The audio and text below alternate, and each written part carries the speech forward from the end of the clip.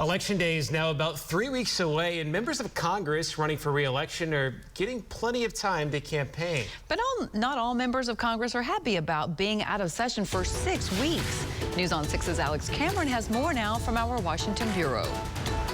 Well, it's not unusual for Congress to have a little extra time at home in election years, but most agree that this year it's more than usual. The reality is we need to be here. We need to be working. Oklahoma's Kevin Hearn says the nation's facing too many serious problems for Congress not to meet for 6 straight weeks.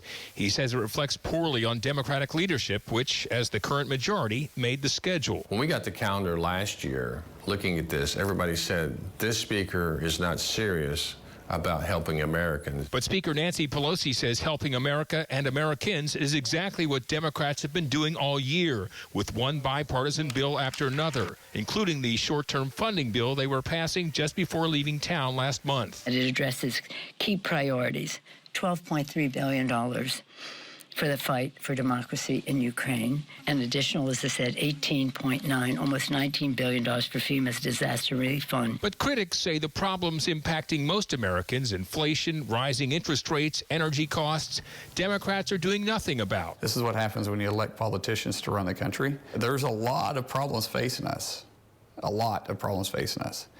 and we're distracted by an election. If the upcoming midterms are a distraction, they're an important one to both Democrats and Republicans. Still, many in the GOP say an election isn't a reason for government to grind to a complete halt. The American people don't get it. And this goes back to the commitment to America, the importance of restoring a government that's accountable to the people, not accountable to getting reelected. Right now, members are scheduled to come back here November 14th for a week before then returning home for Thanksgiving.